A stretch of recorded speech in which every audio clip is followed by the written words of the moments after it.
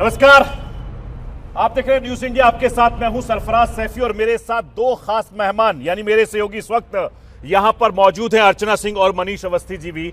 लगातार हम 2022 में जो निर्मला सीतारमण ने बजट पेश किया उस पर चर्चा करेंगे और किन मुद्दों को लेकर, किन चीजों को लेकर ये जो बजट था वो खास रहा है वो भी हम अपने दर्शकों को बताएंगे। अब से कुछ देर पहले जब निर्मला सीतारमण ने इस बजट के जो भाषण था उसको खत्म किया तो उसमें कई चीजों पर बहुत जोर दिया था। तो सरकार की तरफ से रिएक्शन आने शुरू हो गए। हेमा मालिनी को आपने सुना, उन्होंने कहा कि मोदी सरकार का जो बजट था काफी ज्यादा अच्छा था।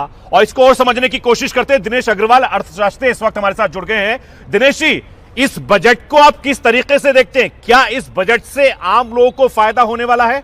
जी जी बिल्कुल। सबसे पहले तो मैं आपके एक बड़े चैनल के, नेशनल न्यूज़ चैनल के सभी दर्शकों को नमस्कार करता हूं और उसके बाद आपके इस बजट के बारे में अपनी ओपिनियन रखता हूं।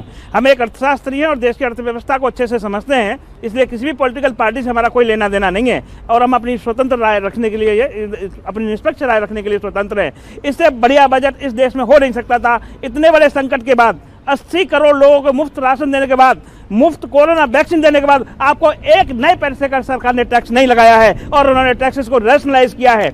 जहां कोऑपरेटिव सोसाइटियों को 18.5% टैक्स लगता था और कंपनी को 15% लगता था, उन्होंने उसको 15% पे घटा के 15% तक लाए हैं। सरचार्जेस को घटा के लाए हैं। आपके किसानों के लिए 2.3 लाख करोड़ रुपए का MSP के लिए अलग आपको प्रोविजन किया है। इतनी बड़ी आपदा में इस तरह का बजट लाना केवल मोदी सरकार में ही संभव था, जो उन्होंने करके दिखाया है। आपकी जो GDP रेट उन्होंने 9% तक, 9.2% तक आपको इस वक्त एस्टिमेट की है। अब आप आने वाले समय में ये 9.2% बढ़ेगी, घटेगी, हो सकता है कई फैक्टरों पर ये निर्धारित करे कोरोना का आगे का सीजन क्या रहता है, कोरोना कितनी बार रिपीट होता है। लेकिन निश्चित रूप से एक कर्मठ, एक निष्पक्ष, एक ईमानदार सरकारी ऐसा प्रयास कर सकती है। इसलिए देश के कुछ लोग इतनी इसकी जो बोलते हैं कि जी सुन लीजिए दिनेश जी, मेरा सवाल आपसे, do you see this budget a general budget, a pragmatic budget?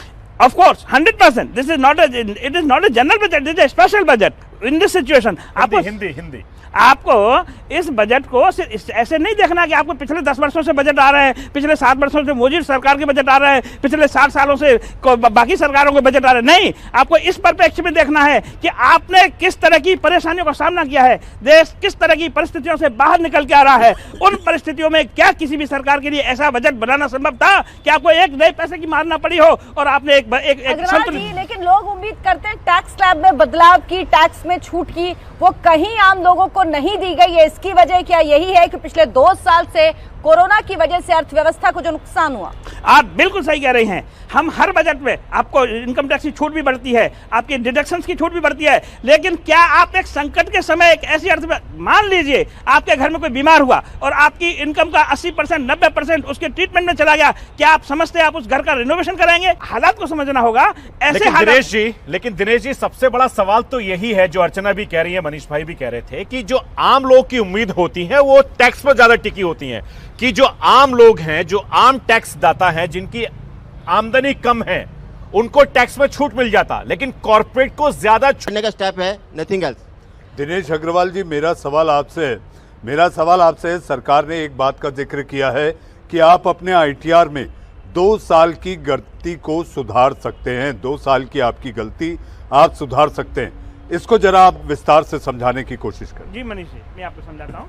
पहले क्या होता था, रिवाइज रिटर्न फाइल करने के लिए आपके पास एक लिमिटेड टाइम फ्रेम होता था, आप उसके अंदर अपनी रिवाइज रिटर्न फाइल कर सकते थे। अभी सरकार ने देखा कि ऐसे बहुत सारे केसेस आ रहे हैं जिनमें SSC से इनकम छूट गई, कोई गलती हो गई, टैक्स लाइबिलिटी और बन रही थी, तो उस प्रोसेस में जाने के लिए SSC का बड़ा हरेसमेंट होता था और गवर्नमेंट ऑफिसर्स बहुत तंग करते थे। सरकार ने उसको लीगलाइज कर दिया। उन्होंने कहा कि अगर अब आपकी इनकम टैक्स की रिटर्न फाइल करते समय कोई इनकम छूट जाए, कोई और सीरियस मिस्टेक हो जाए, तो आप एक एडिशनल फीस जमा करके 2 साल तक आप अपनी रिवाइज रिटर्न जमा कर दीजिए और जो आपका नॉर्मल टैक्स बनता है उतना आप जमा कर दीजिए। इससे एक बहुत बड़ी क्रांति आएगी और बहुत बड़ा टैक्स कलेक्शन पर फर्क पड़ सकता है। तो ये सरकार ने बहुत बढ़िया कदम उठाया है। आपके 2 चीजें और थी जिनको मैं एड्रेस करना चाहता हूँ। एक, आपने अभी पूछा था कि एक डिजिटल करेंसी क्या है। ये क्रिप्टो करेंसी बेसिकली है क्या कि हमारे देश के बहुत सारे लोगों ने इस करेंसी में पैसा डाला हुआ है, जिसमें लीगल भी है और इलीगल भी है। Point to be noted, legal भी है और इलीगल पैसा भी है।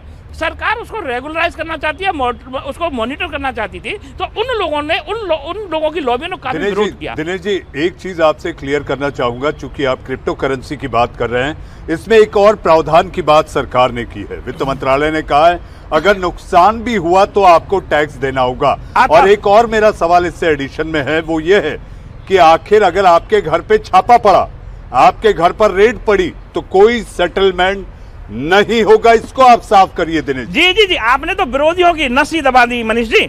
अभी जितने बड़े बड़े टैक्स रेट के अंदर जितने बड़े बड़े कैश पकड़े गए, कहीं 200 करोड़ पकड़ा गया, कहीं 250 करोड़ पकड़ा गया, कहीं उससे भी ज्यादा पकड़ा गया, तो बाद में लोग क्या करते थे, उसको वेरियस सोर्सेज से उसको मैनिपुलेट करके उस पर एक टैक्स चुका के उसको वापस ले लेते थे। अभी सरकार ने कहा कि जो टैक्स आपके घरों से बरामद होगा, अगर आपके पास कोई वेरिफिकेशन है, वो पूरा का पूरा टैक्स आपको, वो पूरा का पूरा कैश सरकार जब्त कर लेगी और बाद में उसमें लीगल प्रोसीडिंग्स चलती रहेंगी, वो पैसा आपको वापस नहीं मिलेगा। ये एक वेलकम स्टेप था, इंडस्ट्रीज की बहुत दिनों से डिमांड कर रही थी और ये होना चाहिए था, लेकिन कुछ सरकारों ने अपने निजी स्वार्थ की वजह से इसको 70 साल तक दबाए रखा।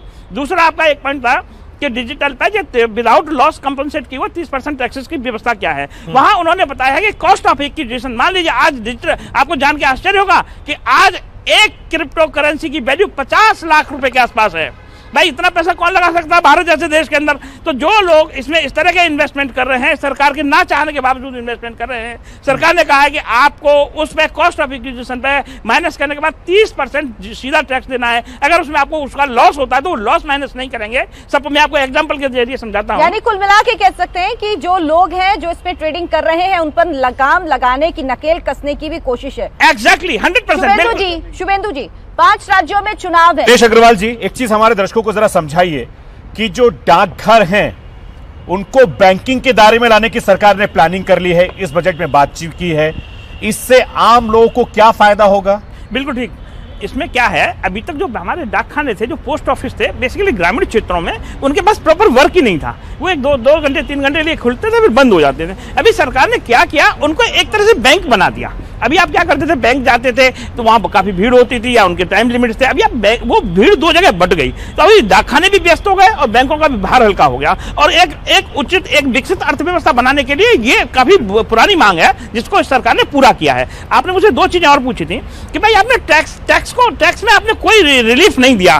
5 राज्यों में चुनाव है, क्या मोदी के अलावा इस डिसीजन को भी ले सकता था कि आपको चुनाव में एक नए पैसे का टैक्स रिलीफ नहीं दूंगा, लेकिन फिर भी जी बोलिए। लेकिन फिर भी हाँ। आपने मोदी को इस परिप्रेक्ष्य में इस तरीके से जो निर्णय किया, ऐसे निर्णय सिर्फ 56 इंच वाला ही कर सकता है भाई साहब। दिनेश अग्रवाल जी, शुभेंदु जी के बगल में आप बैठे, मुझे लग रहा है आप भी बीजेपी के प्रवक्ता हो गए उनकी जगह। ये तो आम लोग हैं भाई, एक्सपर्ट लोग हैं। आपके पक्ष में बोल रहे हैं, इसीलिए आप बोलेंगे। अच्छा, एक चीज LIC वाले पॉइंट को जरा क्लियर कर दूं। जी जी, जो देश की प्रॉफिटेबल कंपनीज हैं, जहां से प्रॉफिट आ रहा था, तभी क्या होता था, उनका सारा का सारा प्रॉफिट सरकार को चला जाता था।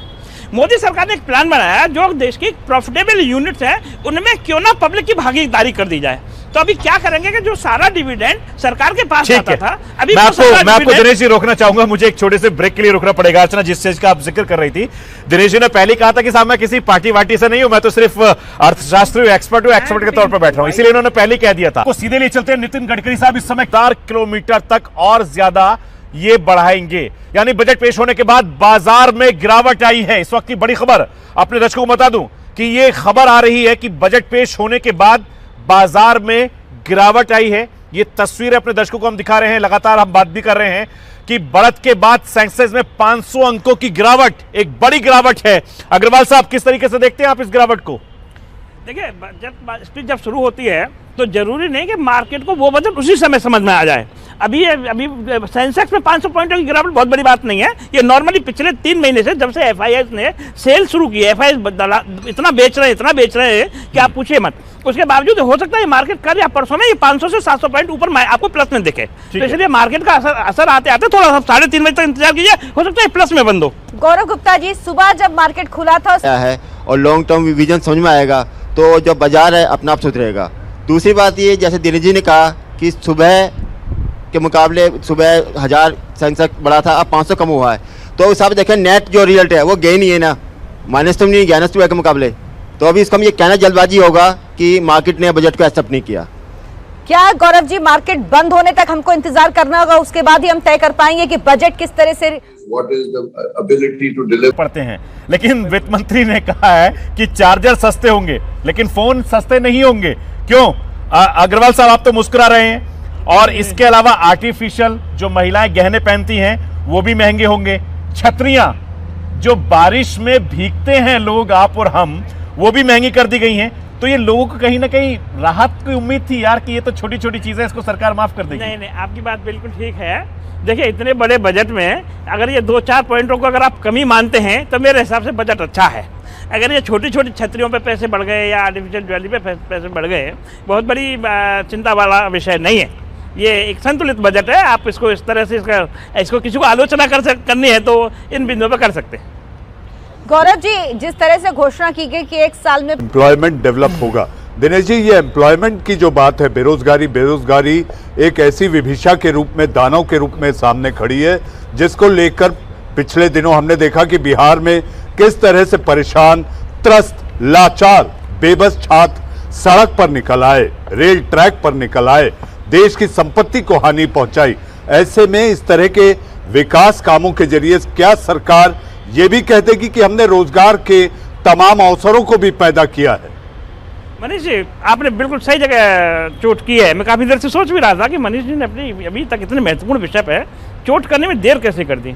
आज बेरोजगारी पे थोड़ी बात हो जाए आपके साथ। देखिए, बेरोजगारी को आप 2-3 परिप्रेक्ष्यों में देखिए। पहला परिप्रेक्ष्य, जहाँ एक तरफ हम बहुत सारी छूटों के लिए डिमांड करते हैं तो सरकार इंडस्ट्री कहाँ से लगाए। दूसरी तरफ अगर आप 2 पैसे का टैक्स ज़्यादा लगा दें तो आप शोर मचाते हैं। तीसरी तरफ, आपने कभी ये सोचा है कि आज आपके पास 100 करोड़ की जनसंख्या है और आपके पास 10 करोड़ की इंडस्ट्री है तो आपको रोजगार ज़्यादा मिलेगा। अगर आपके पास अब एक अवैध जनसंख्या आपके देश में बढ़ती जाए, आपकी 100 करोड़ वैध और 35 करोड़ अवैध जनसंख्या होती जाए, फिर आपके देश की बेरोजगारी का क्या हाल होगा? क्या कभी हमने इस विषय में बात की है? क्या कभी पॉलिटिकल पार्टी ने इस विषय में डिबेट की है? नहीं। क्यों मनीष जी?